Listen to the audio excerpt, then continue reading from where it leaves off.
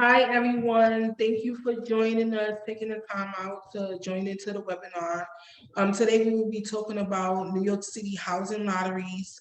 I'm here with NYCLU and Red Hook Initiative team. So we'll be discussing your guide to Housing Connect 2.0. As we, speak throughout the session, you guys could um, write all your questions in the chat box located at the bottom, and we will stop in between the webinar to answer some of your questions. Thank you again and welcome.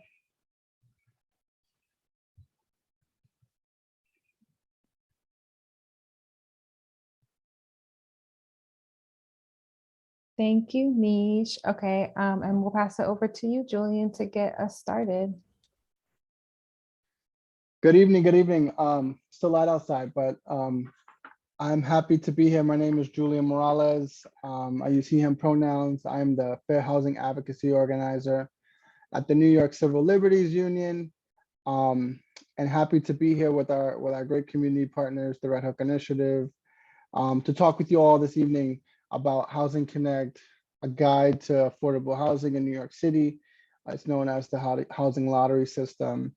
And I actually usually introduce myself as a Puerto Rican kid born and raised in the projects. But for today, I'm going to introduce myself as a Puerto Rican kid born in Red Hook, specifically on Flagpole. So happy to be here this evening, with working with the Red Hook Initiative as us at NYCLU start to develop our housing work.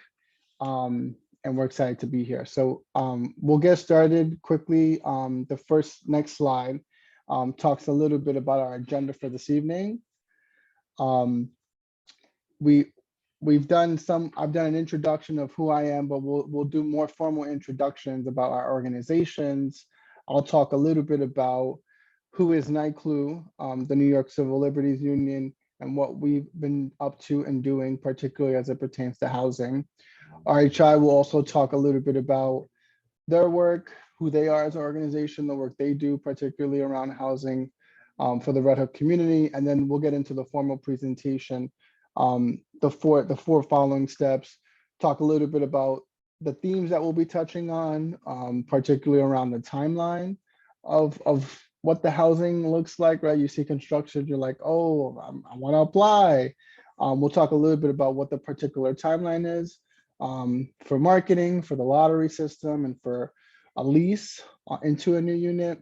We'll talk a little bit about how affordable housing is defined and determined, and talk a little bit about the tools and the policies that are in place here in New York City and also throughout the state that help support those mechanisms. We'll then go into the Housing Connect portal and talk about setting up a Housing Connect profile through the portal online. And then we'll go through the steps to apply and tips and tricks to consider as you go through applying for affordable housing unit.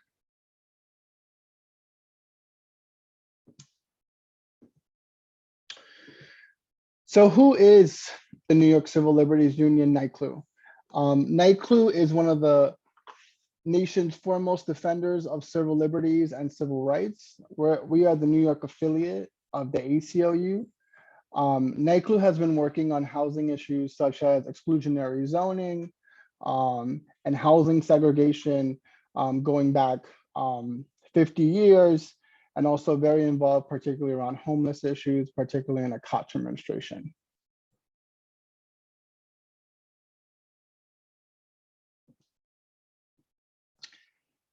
I want to talk a little bit about NYCLU's housing work, and I'm going to drop just a few informational things that you can take a look at your leisure. The first thing I want to mention is that NYCLU was very involved around a settlement, particularly known as the Broadway Triangle settlement in Brooklyn. For those of you who know a little bit about the borough, it's at the intersections of Broadway, Flushing, and Union Avenue, which cross, depending on who you ask, Williamsburg, Bushwick, Bed-Stuy. And we were involved as a legal partner because there were folks in the community, particularly Black and Brown folks, who felt like a certain part of the community was sort of trying to take over those affordable units. And so they got together to form a large coalition and actually sued and won. And we were a part of that process, and just want to bring that up as sort of a juncture in how we've been engaged in housing. The other thing I want to mention is NYCLU is a supporter of good cause eviction. I'll drop a link in the chat around that, but it's essentially good cause essentially means that if you're a good tenant who pays your rent on time and your landlord can't evict you except for under certain circumstances. So right now, landlords don't have to give you any reason to evict you or not renew your lease. There's some important legislation that's being pushed in Albany, and so I'll just drop a link with some further information about good cause eviction that's being pushed by Housing Justice for All. The other thing I want to mention is NYCLU has also been a part of the Fair Chance for Housing Coalition that been pushing essentially legislation that will protect people with conviction records from housing discrimination. And that's a coalition that we've been engaged with for some time and are continually active with that group. So I'm going to just drop a link in the chat if folks want to learn more about that. And then now I'm going to pass it over to the RHI, talk a little bit about who they are and what they do.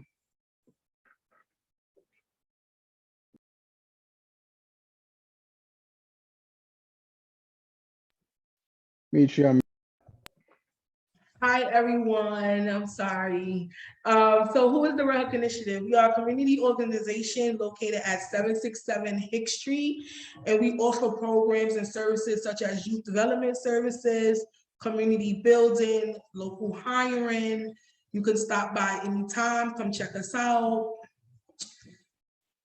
Also, during the hours of operation, we do services such as community resources. We have access to resources, emergency grants, support with affordable housing applications. So you could just stop by and ask for the community resource team, which is myself, my team members, Betty or Zal. And then I'm gonna pass over the community organizing work to my colleague Tavina or Catherine to speak more about the fully funded NYCHA. Hello, everybody. I'm Tavina. I'm the lead community organizer, and I'm a Red Hook resident. The Fully Fund NYCHA initiative, just briefly, is a way we organize our residents that are going through serious repair issues and feel there's a lack of communication with NYCHA. And we organize to learn how we can better advocate for ourselves and get better resources and be a part of decision-making to changes that are going on out here in the community and the development. And to keep on top of that stuff and to receive more information on our workshops and trainings, I'm going to put a link to the Fully Fund NYCHA organizing survey in the chat. And I'm going to also put the application for our next cohort of Organizing Academy.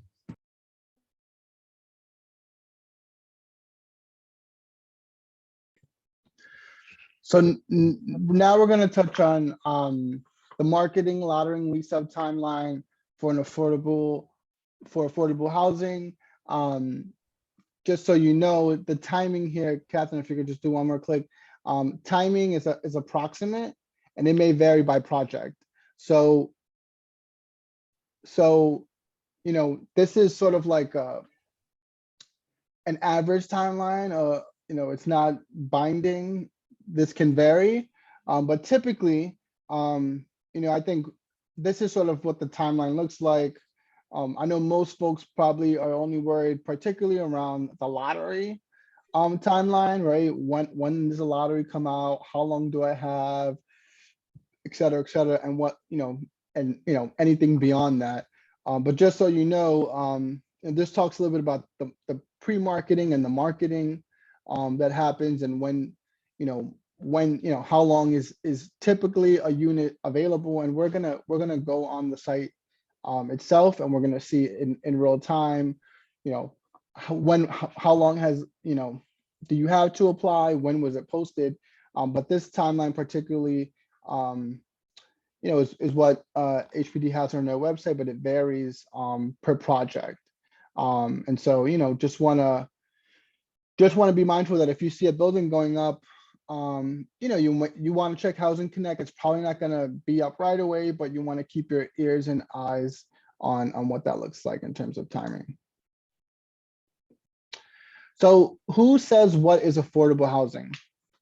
So the city uses data to determine affordable, quote unquote. So what is affordable?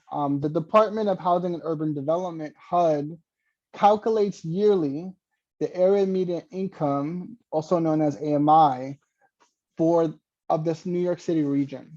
And the 2021 AMI for New York City region is $107,400 for a 3-person family at 100% of AMI. And just to be clear, this AMI calculation, particularly in New York City, also considers, they also have other counties outside of the 5 boroughs that are included in that. And so that could skew that a little to seem a little higher than it actually is. But this is, this is the way, at least at this point in time, they calculate how to rate, how to market these units and how to put particular rents on them. The other thing that's related is there's a program known as Affordable New York Housing Program that we'll talk a little bit more about. It's also known as the 421A tax abatement. These are the numbers on the lowest end, the 40%. So this gives you a snapshot of if developers and folks building housing are using this program, this is how low it could be. But then on the bottom is how high it could be. So these are what the income bands are for these levels of AMIs, and that depends on your family composition, your household size. Next slide. So why only affordable housing? They're not doing this out of the goodness of their hearts. They're actually, in some cases, getting tax incentives and getting other incentives from different levels of government to actually allow for construction of, quote unquote, affordable housing. And these are some of the programs. Voluntary inclusionary zoning, which we'll get into in a minute, is a city program. 421A, which we touched on a little while ago, that we'll talk a little bit more about, is a statewide program that's currently, there's some debate on whether it should continue or not right now in Albany. And then mandatory inclusionary housing is also a city program that we'll touch on in the next slide. So New York City has created these 2 particular programs. The first one is voluntary inclusionary housing, which is in new buildings where developers receive a bonus to build higher. And particularly for this program was created in 2009, but really only benefits neighborhoods and communities that have high density, which means they have the ability to build larger, big buildings. And so particularly folks in the city saw this program as somewhat successful, but really only successful in places like in Manhattan, really. And so they were like, this is not really reaching the folks that we serve, Black and brown folks, low income folks. We want to rethink a different program. And then boom, here comes mandatory inclusionary housing, which was a program enacted through the previous mayoral administration, the de Blasio administration, once he came into office, but was enacted in March of 2016. And it requires that any new housing in medium and high density areas that are rezoned to promote new housing production, whether it's rezoned as part of a citywide plan, like we've seen particularly in like places like East New York, Brooklyn, Washington Heights, Jerome Avenue in the Bronx, or in a private zoning application, which would make it permanently affordable and also come with a bunch of different protections for tenants. So, you know, these programs have evolved over time, depending on the needs of folks in the community.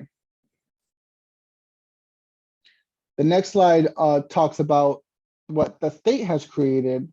They've created 421A, which refers to a tax abatement program, essentially that allows developers, incentivize developers to build affordable units in exchange for partial tax credits over a certain period of time. And in particular, because of this tax credit, rental apartments are often subject to rent stabilization, usually also only for a certain amount of time. And that amount of time, particularly in this law that's still standing today, allows for those units to be rent stabilized for 35 to 40 years for the lifespan of the tax incentive. You know, the interesting thing with this law is that it has been changed and it has lapsed over time. Every few years, they go back, reevaluate it. And we're actually right now in this time, like at a time where there's a question on, do we bring this program back? Is it actually meeting the need? Or should we get rid of it and take that money and do something else? And so, you know, this current tax incentive, this 421A program is actually set to expire this June. And, you know, there's a big conversation with our state legislatures and advocates around whether to keep it going or whether to get rid of it. You know, I think some folks feel like it's not building a lot of affordable housing, or you know, folks are not able to afford the units with the program. And so just wanted to bring that up, and we'll highlight that as we look into setting up a profile. So Catherine, if it's okay, I'm going to share my screen just so we could go through this portal really quick. Yes, I can. Should I stop share or? I think, yeah, I got it. I don't know if folks have questions. I mean, we're really good in time, so I don't know if there are any questions that folks may have. I don't see any in the chat or in the Q&A, but I'm just. There was a question of, can people who currently live on Long Island apply? It's a great question. So anyone actually can apply to these units. If you live in California, if you live in New Jersey, if you live in Vermont, anyone could apply. But though there are certain preferences, which we'll talk about a little, depending on where you apply and where you live. But anyone can apply to these lotteries. You don't have to be a resident of the 5 boroughs of New York City. Okay. Yeah. Is there any other questions that I missed? No. Okay. Can you all see my screen okay? Can you see the Housing Connect lottery? Yes, I see it. And so what I'll do too is, like, if you can just Google Housing Connect, you know, or housing lotteries. And I'm gonna go through some of the steps of actually creating a profile online for folks who haven't done it before. And you know, we can take some questions since it's a small intimate group. So just flag any questions because I can't see them. There was just a question about, will we share the slides? And yes, we will share the slides, and I'll put the sign-in sheet in the chat. So just add your email address.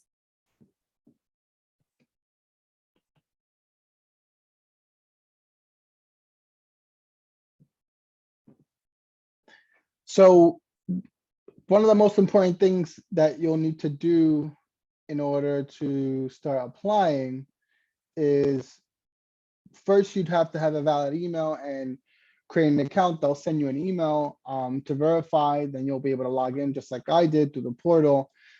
This thing at the top is really important. You want to make sure that you complete your household profile, make sure it's updated and completed, because you won't be able to apply for a lottery unless that's all completed. So this is my dashboard. I would, once I get on, they have a dashboard. I just set this up, so you can't see the. Typically here there'll be other things popped up, lottery applications, etc.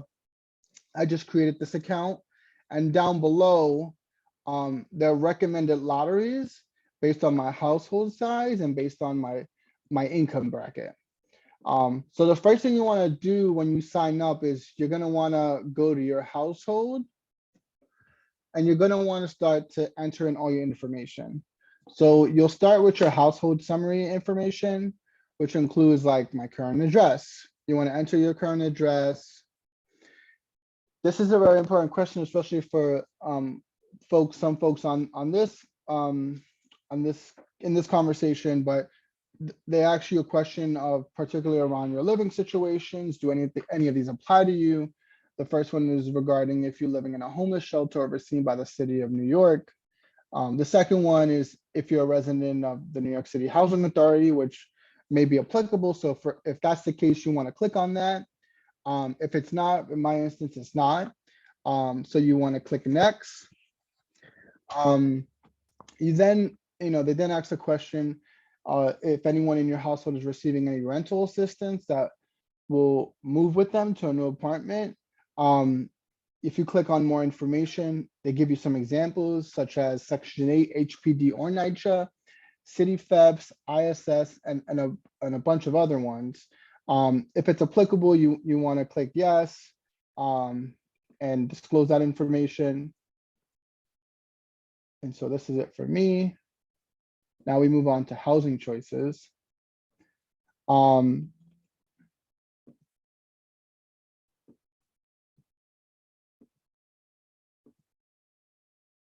One second, sorry about that. Housing choices, here we are. This is a new thing, particularly with the 2.0. So this is Housing Connect was revamped in 2020. I think it was 2020 or it might have been 2021. There was a revamp of the website, and this is the 2.0. It was last summer. And so now you're able to choose if you want to be called for what they call a re-rental or resale. And so in these instances, obviously most folks want a brand new spanking apartment, where it's like, it's turn the key fresh. But in some cases, they do re-rentals. So for example, the building leased up last year, someone's not renewing their lease, you're next on the list. You can be, if you choose yes, you could be called for what they call a re-rental, which is not, it's not a brand new apartment, but it's, a rental that's, not, if there's a vacancy in the building, it'll then trickle down to you. So I'm interested in rental and re-rentals for that matter. And then they ask sort of what size re-rental or resale units are you interested in? And for this case, I'm applying for myself. So anything from a studio to a 2-bedroom, I'm good with. But you'll check whatever works for you and your household size. You then this is an interesting new thing that they've done as well. You can confirm the neighborhoods that you're interested in living in, or the borough. So like, let's just say I'm from the Bronx and I just want to live in the Bronx. I could click the Bronx. Let's say I'm from Brooklyn and I want to live not just in Brooklyn, but I want to live explicitly in Flatbush, right? I'm from Flatbush, so I want to live in Flatbush. So I want to stay in Flatbush, and so I would select Flatbush all on its own.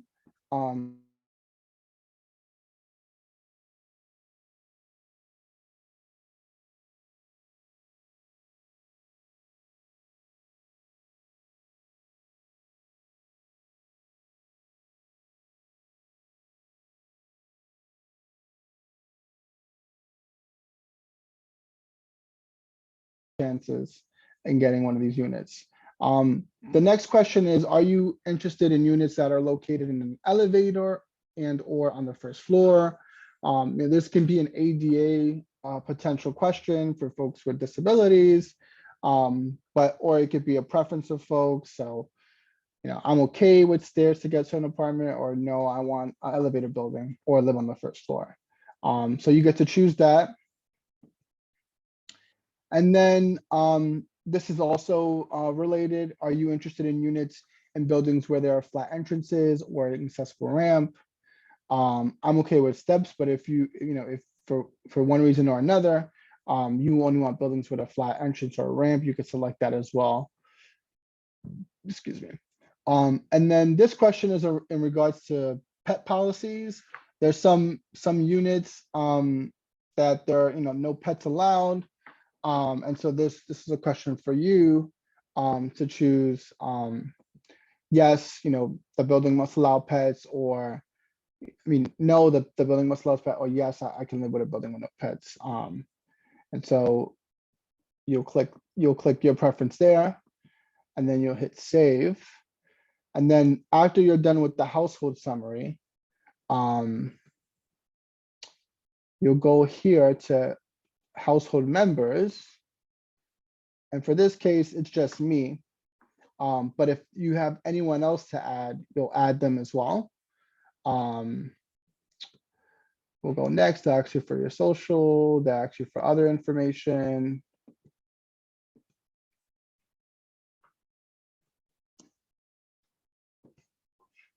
They'll ask if you're a student. They'll ask if you have a disability. You click yes or no. There's some more information if you want to understand a little bit more what's applicable. Have you ever served in the Marines or the National Guard? Your ethnicity, your race, what gender you identify with, what pronouns do you use, and then you'll get into your income. And I think this is also important.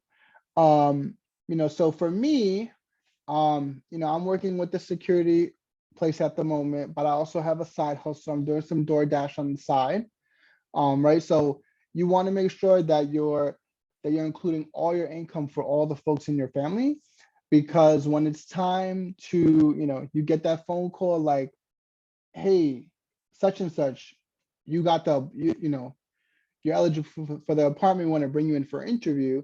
You're going to want to make sure that all this is as accurate as it could be for you and everyone in your household. And also that, when the time comes, you'd be able to bring in the identification and documents that are necessary. As you see here, they will be asking you for all types of documents, including tax returns, pay stubs, 1099s, and all types of other documents to verify your income. So you just want to be mindful of that. Anything you put down and be as truthful as you can. And so in this case, I'd bring my W-2, my taxes for this, and for if for folks who are doing DoorDash or other gig type jobs, you want to bring in 1099s, etc. So that's that. And then these are any assets that you have. The one thing that I've heard in the past from folks is like, oh, I have a little money on the side. I don't want to be denied for that. There's actually a pretty high asset limit for from all of the AMIs. So I wouldn't be too worried about that, but you want to be open and transparent. You will have to submit documents for all this type of stuff. And so you just want to make sure that, you're ready to submit documentation. This talks about if you own any real estate property. I'm pretty sure most folks who are applying don't, but if you do, you want to be truthful. And then the last piece is your housing choices, which you talked about, you filled it out earlier. You want to make sure that all this is correct when you first complete your profile, but also if there are any changes that happen, particularly on like household composition, if your family is growing, and or if there's a change in income, you want to be sure that you're updating that as quickly as you can. So let's just go to some open lotteries. And as I mentioned, when you go on your dashboard at the bottom, these are recommended lotteries that, based off my family size, based off my income, I'm eligible for. So you probably want to start with these, right? And I'll just click on this one. This lottery, see here, it says it ends in 33 days. We talked about, it could vary in some cases how long they're up. And we talked a little bit earlier about AMIs. And so here is the AMIs, this first column. And the second column is the size of the units, right? 1 bedrooms and 2 bedrooms for this case. And here are the amount of units for each of those rates. And here what the rents would be on this column. And then you want to be mindful that, everyone's household is different, and also everyone's incomes are different. So when you're looking at these units, you want to be mindful of knowing what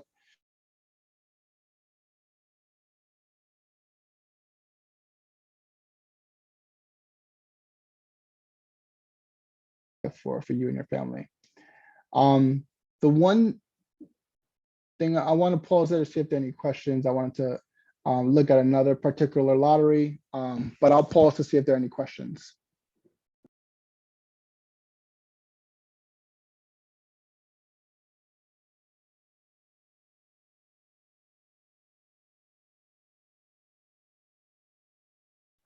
And if people would rather ask a question,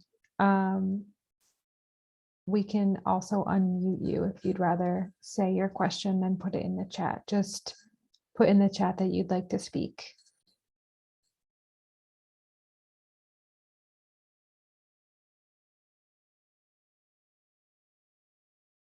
Okay, yes, I see Betty has a question. So I'm gonna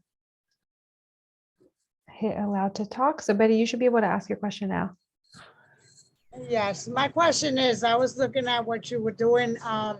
When it says 3 people, like saying you have 2 adults and saying a kid, put 1 kid in the way, how would that be categorized in putting, because it says 3 people, but it goes by your income? That's a great question. So they only, my understanding is they only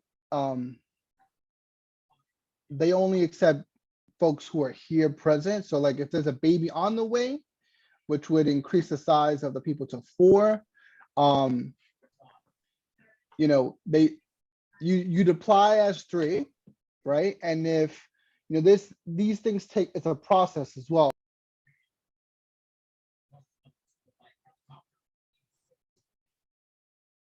Oh, Julian, you got muted. Sorry. I'm sorry. Sorry about that. No, I was saying that they only count the child who is, not in the belly, alive and well.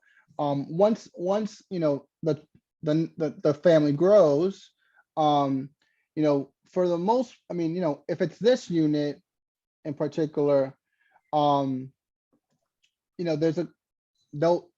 they reach out to you, that's a conversation you'll have. Oh, my family composition has changed, right? They wouldn't allow for a child that isn't present yet to be included in the household composition. I don't know if that answers your question. It does. Thank you so much. You're welcome.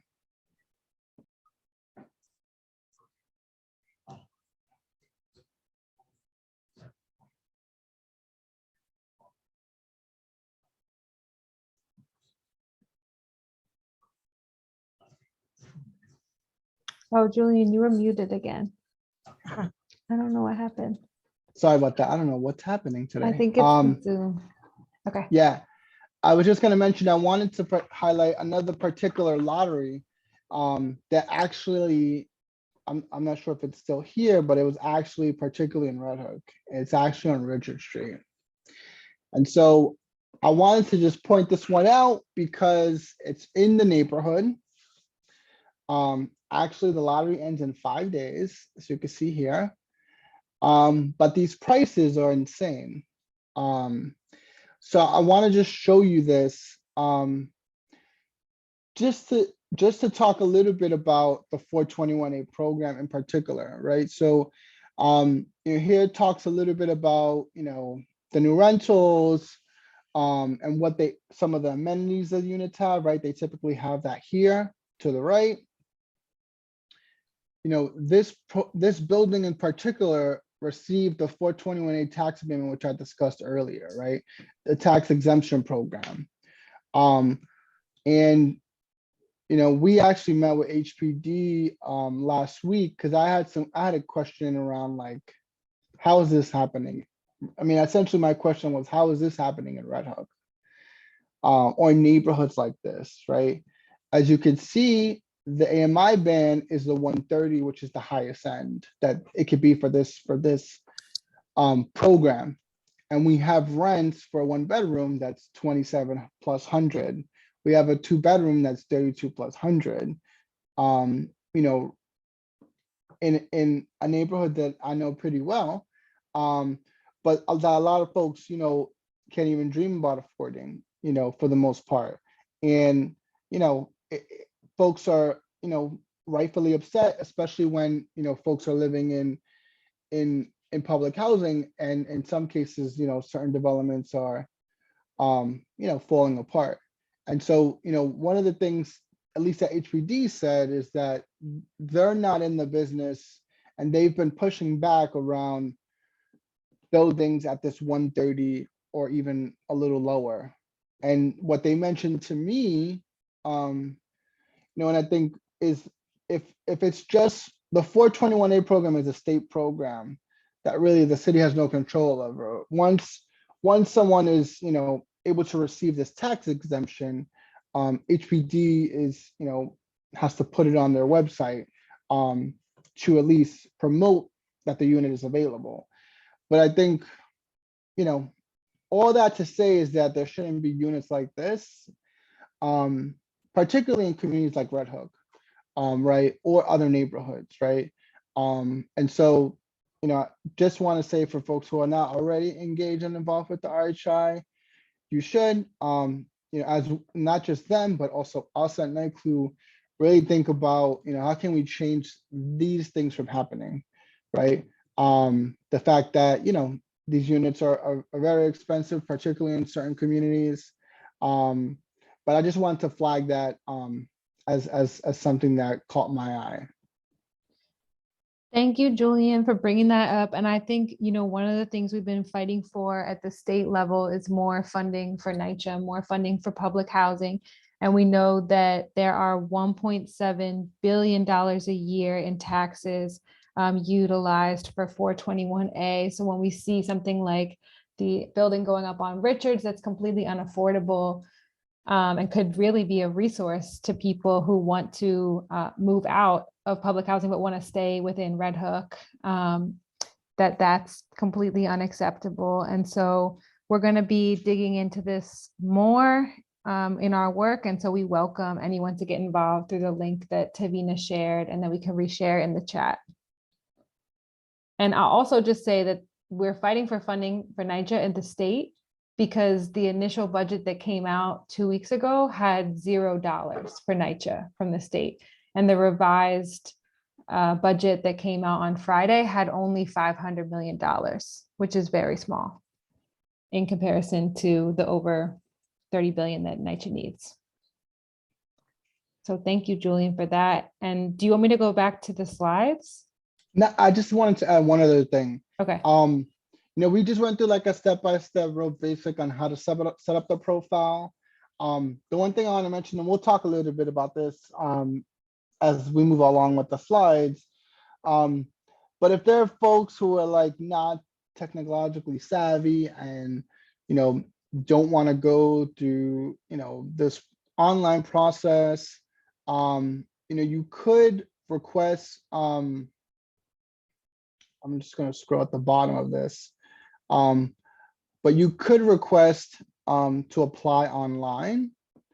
You could call 311. There's also a hotline that we'll share a little later, HPD hotline that you could call to request a paper application that they'll send you self-addressed in an envelope for folks who don't know how to work a computer, despise computers or whatever. Just wanted to flag that that's also a possibility. The one thing I'll flag, and we'll talk about this, is that you don't want to apply online and through the mail. So you want to figure out what's the best method for you to apply and to be communicated to regarding this process. And it's frustrating. I can tell you, I know from personal experience, but it's a lottery, right? I can't reiterate it enough. It's a housing lottery, so you want to be vigilant on making sure that your information is updated with all your documents for your household, but also that you're constantly checking the website. If this is the way you want to be applying, and it's the easiest way, because once you submit your documents here, and you have everything that's necessary, you don't have to submit them again. I submitted all my documents, so if I want to apply for, let's just say this one, all I have to do is, since I have, once I have all my documents situated, I'll go either at the top or here, this blue button, I'll just hit apply. And then I'll click this. And then that's how easy it is to apply for these units. Once you set up this profile, once you have all your documents, you could apply to all of them if you want, or if you want to look at specific ones, but it's very, it makes it very easy to apply. And this is where your dashboard will pop up of, how many pending applications and the process, any actions that are required, if they're completed, any new messages you receive, if you get appointments, etc. So, this is an easy, digestible way to set up a profile.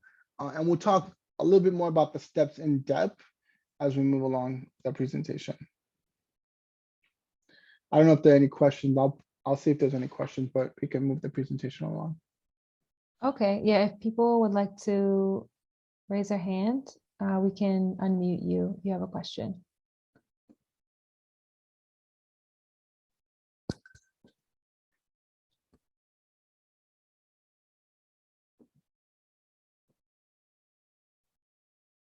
All right, I think we're good to move forward, Julie.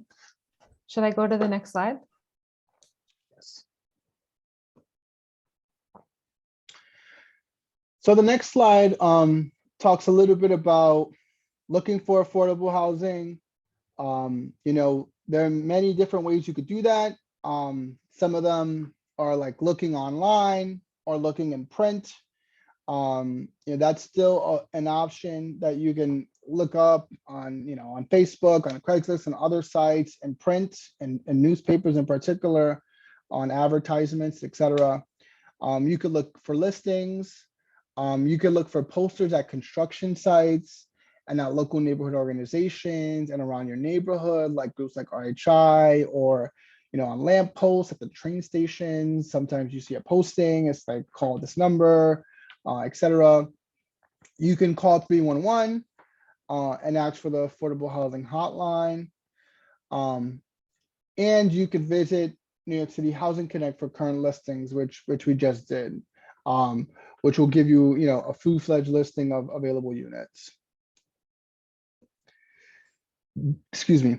The second step is understanding your eligibility guidelines.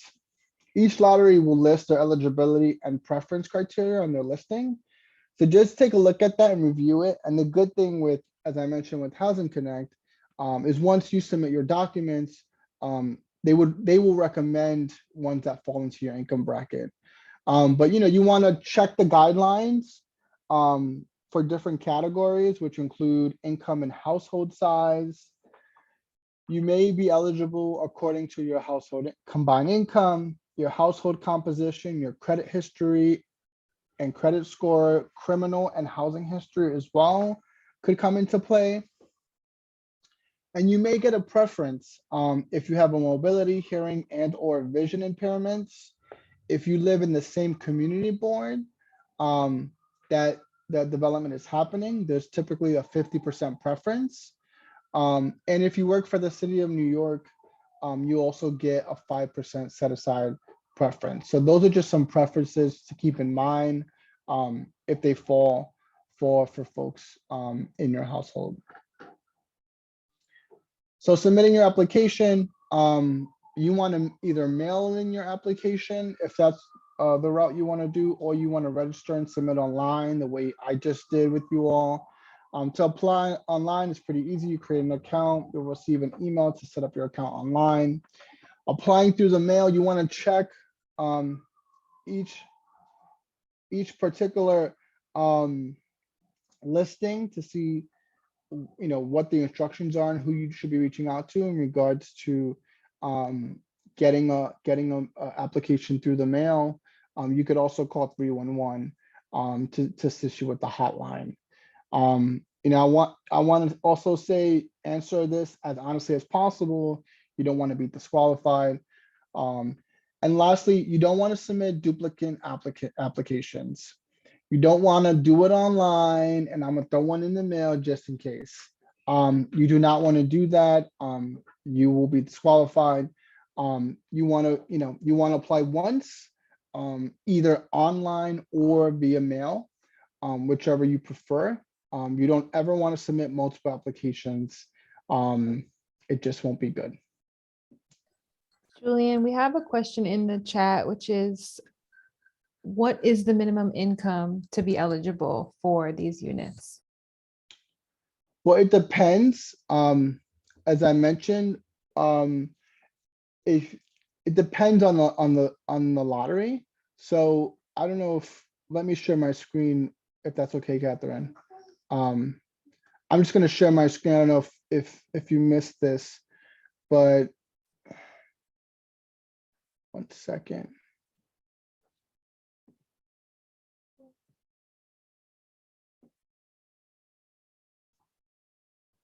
Here you go. So when you get on the dashboard, each listing has their own criteria for incomes. So I'm just going to click on one, and it's going to be one in the High Bridge in the Bronx. And when you click on it, you'll see some details about the development. You want to click on the units, and this will help you identify that question.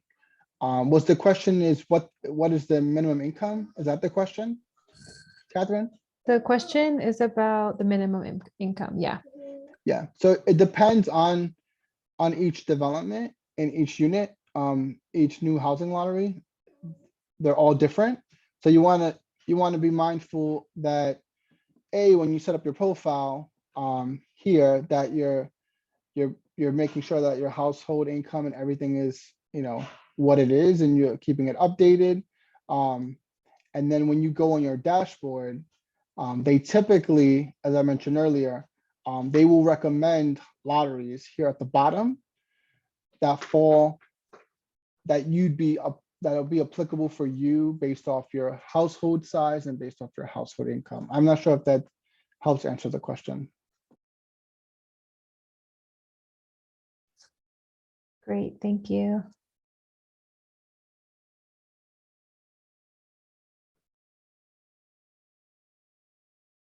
Okay, yes, we're good. And if anyone wants to ask a question by unmuting, just raise your hand and we can also unmute you.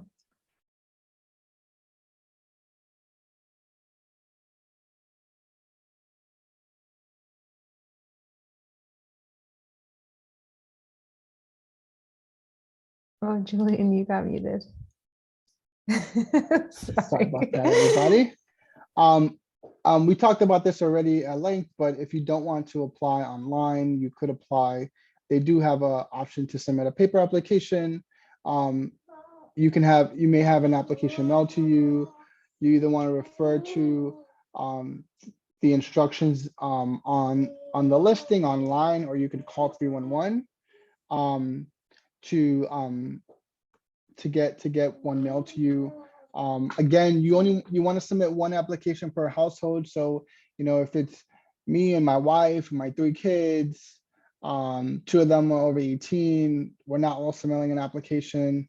We'll all be denied. We don't want that. So just, you want to be mindful of that. When you and your family are applying to available units, only submit to one. Only apply once, either online or via email. Next slide.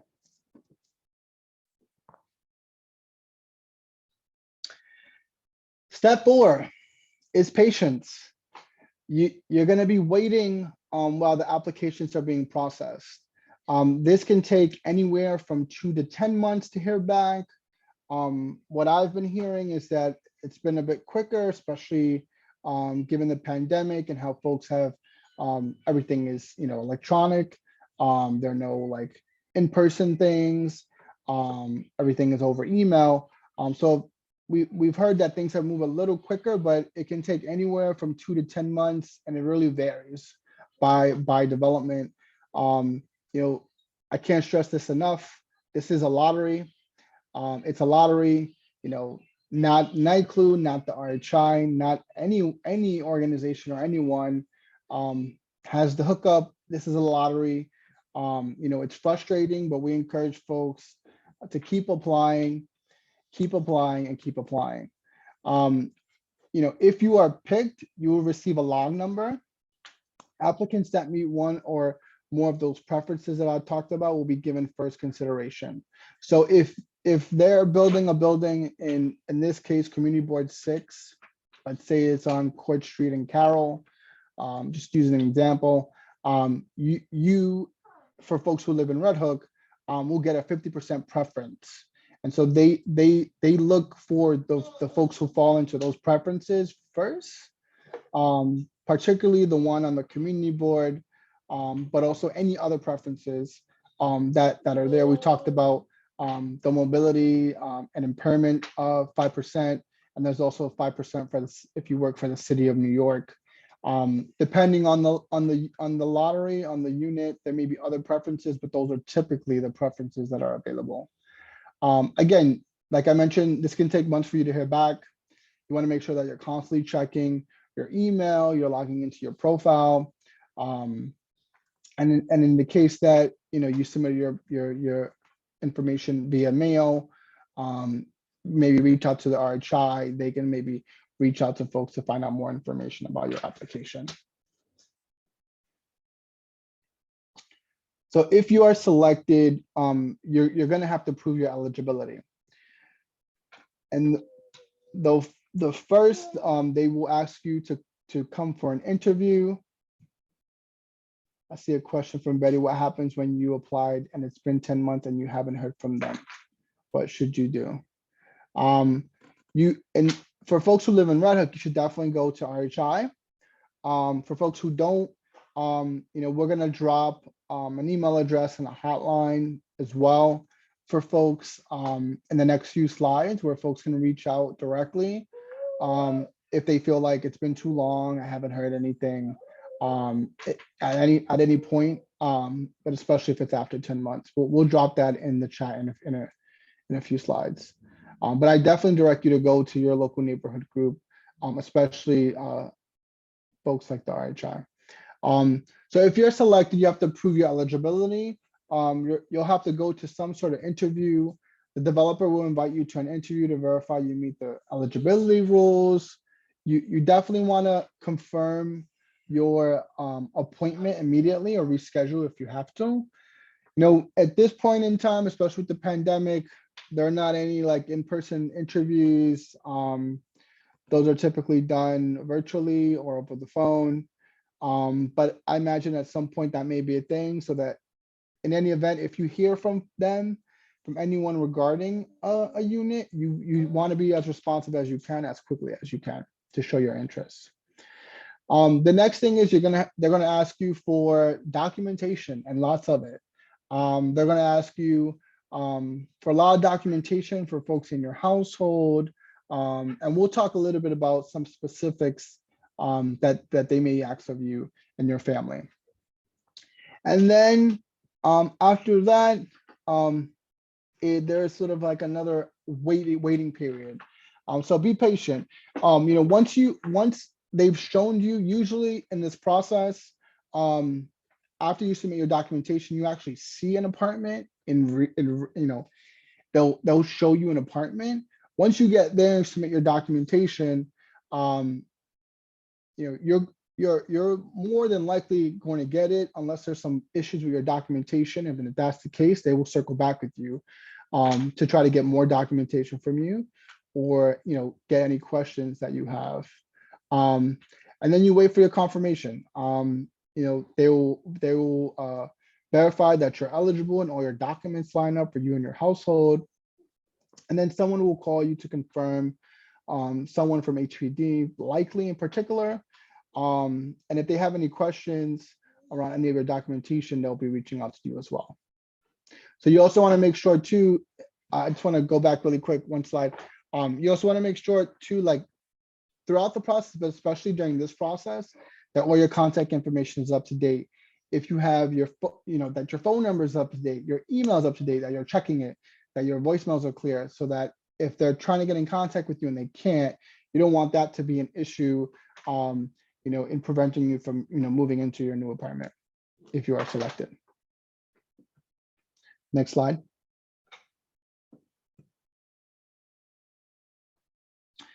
So here are some examples of, documentation that you should have prepared if you are selected. Those include household employment and income from other sources, which can include, full-time, part-time unemployment, public assistance, SSI, SSDI, veteran benefits, retirement benefits, rental assistance vouchers, unemployment compensation, any other sort of gig works, 1099 side jobs. You also want to make sure that you're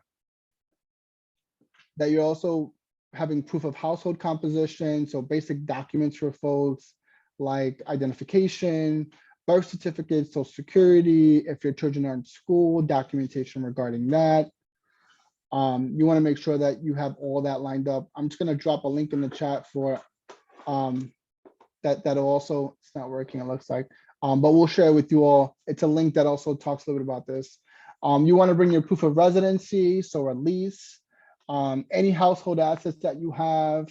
The last two things I want to flag, particularly around your rent payment history, if you are able to, in most cases, if you're able to justifiably show your rent payment history, and for folks who live, within the New York City Housing Authority, that's pretty easy. But if you're able to show that, in not all cases, but most cases, you may be able to bypass or not have to go through a credit score review, which we understand that could be a barrier for some. And so just wanted to flag that. It's not all cases, but in some cases. Next slide. I want to pause there actually, see if there are any questions. Can we go back? Are there any questions on this slide or any other things we talked about so far?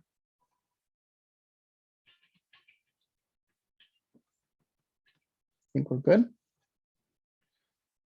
Yes, I think we're good. Just use the raise hand if you'd like to ask a question at any point, and we can pause.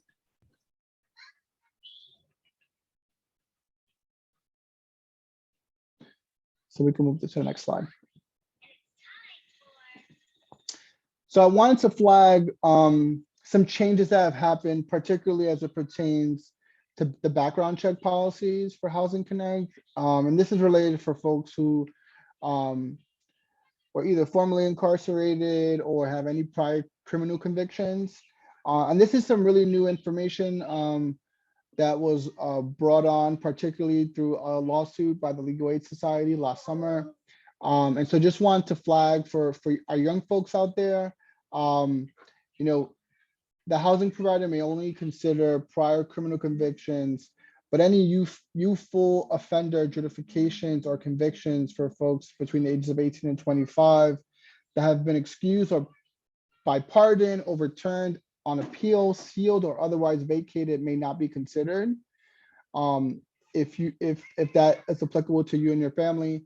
Also, convictions between the ages of 18 and 25 must be reviewed with the understanding that individuals who exercise poor decision as youths or young adults very often mature into law-abiding productive adults.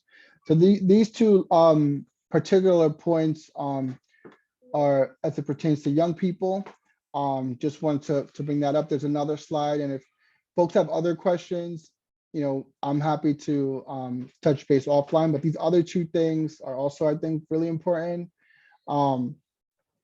So for felony convictions that occurred more than 5 years prior to consideration of your tenancy, that cannot be sort of considered, as a denial. Also, nor does misdemeanors that have occurred more than a year prior. So just wanted to flag that. And the last thing I want to flag is prior or pending arrest that did not result or have not resulted in a conviction may also not be considered. And these are just a few of the things that came out of this settlement. If folks want to learn more, I'm happy to share more information. But I really want to flag that for folks here, and especially in communities like ours. So step 6 is hopefully signing a lease, or you might appeal.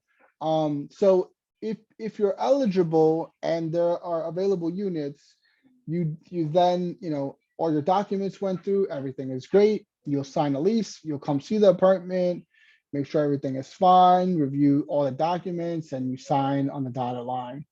Now, you may be placed on a waiting list, and we'll talk a little bit more of that in the next slide. But if there's a possibility that the building is filled and like there are 10 units, but you're number 11, for example, we'll talk a little bit more about that in the next slide. But I wanted to also say, if you are found not eligible, if they, for one reason or another, deny you, you'll receive a rejection letter, either by mail if you applied through the mail, or through the portal. You'll receive an email. It'll be on your dashboard. You can appeal within 10 business days.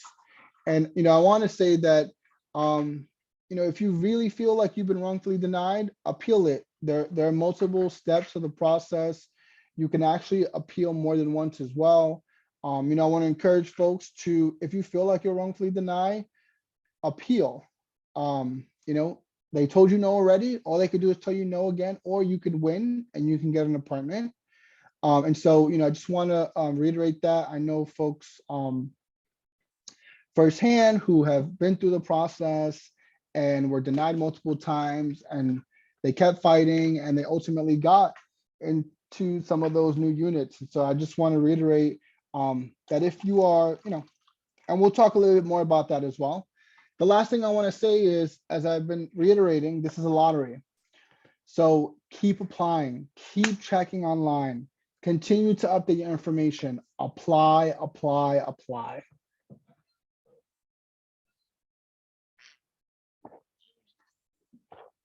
So this talks a little bit about, if you get on the waiting list, this list is of qualified applicants used by the developer to fill any vacancies of the, after the initial leasing or selling. So after, the first push of units, these applicants are randomly assigned low log numbers, and you can find the log numbers on the portal. You will be notified by the developer at the end of the marketing process if you have made the waiting list. If you wish to remain on the waiting list, you want to make sure that you're reaching out every 6 months to the management company, letting them know, I want to remain on the list. I mean, they also should be calling you, but you also want to be doing your due diligence to make sure that, you don't slip through the cracks if, for one reason or another, you're on the wait list. And, people move in and out. This is New York City. So, you want to be, if you're on the waiting list, you want to stay on it. Nothing will, it won't hinder your ability to apply and get other units. So, you want to stay on that. Next slide. So the next slide talks about appealing, which we talked about, but I'll say it again. If you receive and respond to your request, your documents, the marketing agent, will let you know if you're eligible or not. If the review finds that you're not eligible, but you're like, I crossed all my T's, I dotted my I's, everything is perfect, it lines up with the income, with everything, you want to appeal, and you want to appeal as quickly as you can. And I want to say that, you guys are lucky to have, a group like the Red Hook Initiative, here and willing to serve. You want to be going to that organization, and if you live in Red Hook, but also looking for other groups who could be of assistance, particularly if you feel you've been wrongfully denied. Do not feel like you shouldn't be, filling out a rejection letter. I'd recommend doing it, and doing it proudly, especially if you feel like you did exactly what was asked. You do have 10 days, so you want to make sure that you submit your appeal and any other supporting documents through the Housing Connect portal if that's how you applied, or if you applied through the mail, you also want to do that as well. The one thing I wanted to also flag, is there is a housing ambassador program. Looks like the link went through. For folks who maybe don't live in Red Hook, you could also take a look at who it could be in your neighborhood, whether you live in Queens or the Bronx, Staten Island, Manhattan, etc. The other thing I want to mention is I wanted to drop the applicant hotline and Housing Connect email in the chat. If for one reason or another you want to reach out, here's that information. We'll also email it to folks as well.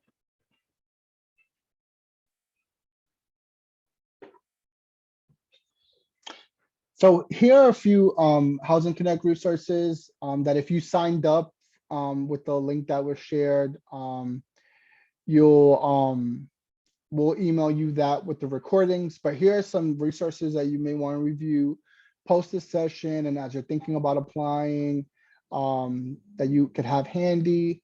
They have a really good guide to affordable housing, what to expect, the steps that we just laid out. There's also the Ready, Set, and Apply. It's getting you ready for affordable housing in New York City and how to prepare yourself for that. The next slide are other additional resources, such as an income chart, which shows you, my household size, my income, what AMIs do I fall in. There's an additional income guide.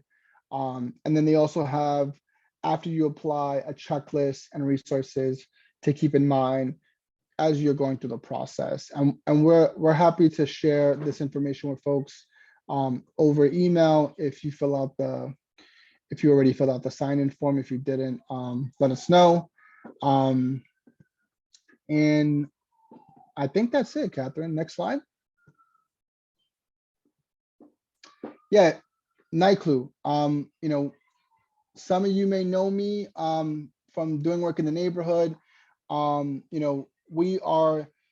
been doing housing work on the policy and advocacy side, but we're going to start doing it on the organizing side.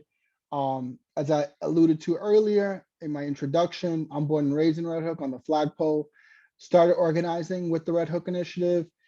And here we are, still dealing with a lot of the issues that we were dealing with 15 years ago, right? Nights is falling apart. These affordable housing units are crazy. All these major big things that are still percolating, decades later. And so, we at NYCLU are going to be, are in the process of strategically thinking about our housing vision. I just want to drop my email in the chat. If folks want to learn more and want to be more involved with what we're doing at NYCLU, please feel free to shoot me an email. I'll also have my contact info at the end. But would love to have, especially folks from Red Hook, engaged in what we're doing at NYCLU. And you know, we'll be definitely collaborating to the extent we can with the RHI as always. Thank you. And I think Shao had asked in the chat about, is it easy to apply for low income people? And I think, Julian, you had mentioned in the previous question, like it just depends and you have to look at the income requirements per opportunity, right? Yeah, so I'm happy to go on the portal one more time if that would be helpful. So when you make a profile, 1 second, I'm just gonna stop sharing your screen and share mine. Can everyone see my Housing Connect screen? Yes, you're good. Yeah. Okay. So once you set up a profile, you'll be including your household composition and your income.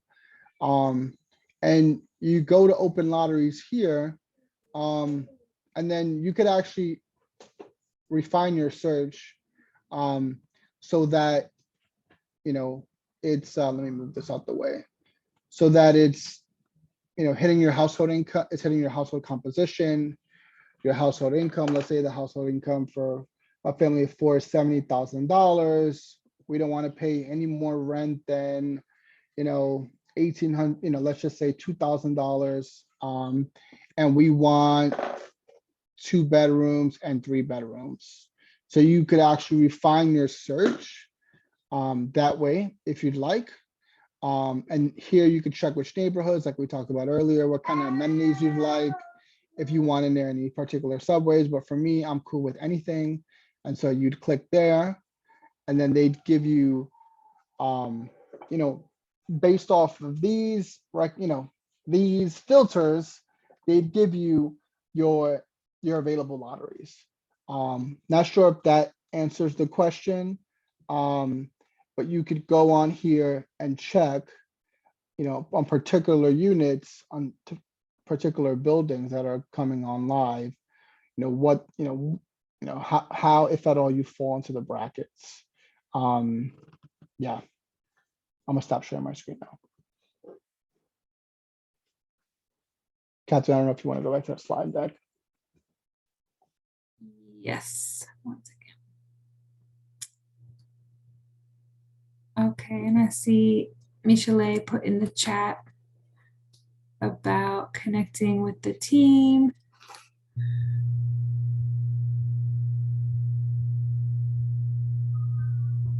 And thank you, Mish. Mish also put her email and phone number in the chat.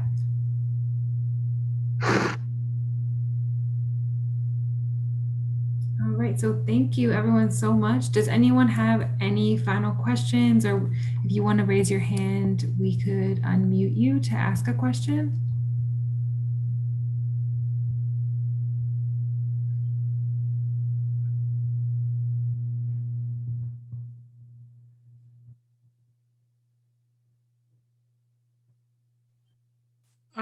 I'm not sure if you went over this part. If someone is already in an affordable housing apartment, can they continue to apply for others? Absolutely. Yes, Okay. yes. So yeah, I mean, you could apply, you know, let's say, I mean, you know, you get an apartment in Queens, but you're like, I want to move back to Brooklyn. Nothing could stop you from applying, you know, immediately for that matter, or whenever, you know, whenever you want.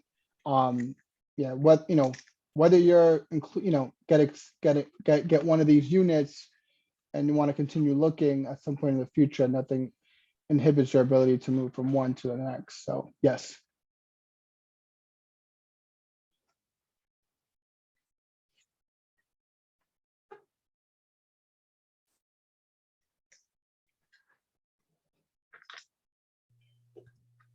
Awesome. I see in the chat, some people are going to get started on their process. So great. And you can always reach out to us for any support needed, as Michele said. And Julian put his contact information on screen, so you could write that down, and we'll also email it out when we send out the follow-up email.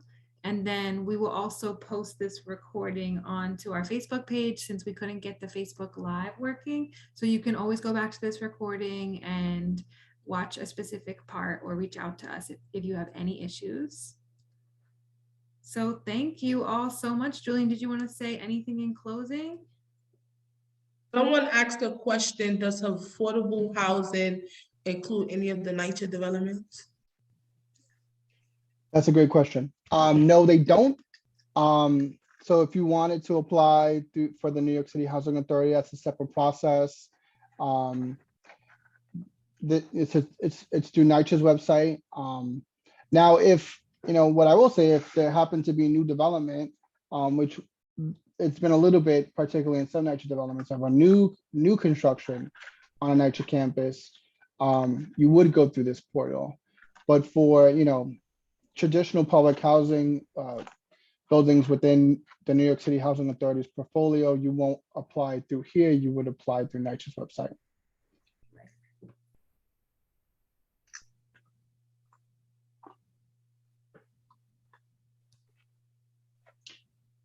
I don't know, is there another question? I see something here. Yeah, I don't have any other any other closing remarks, but I just want to thank RHI for allowing us to partner on this workshop.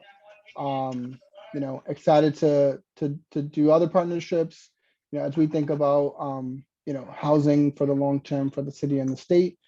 And I hope this was helpful. Yes, this was great. Thank you so much.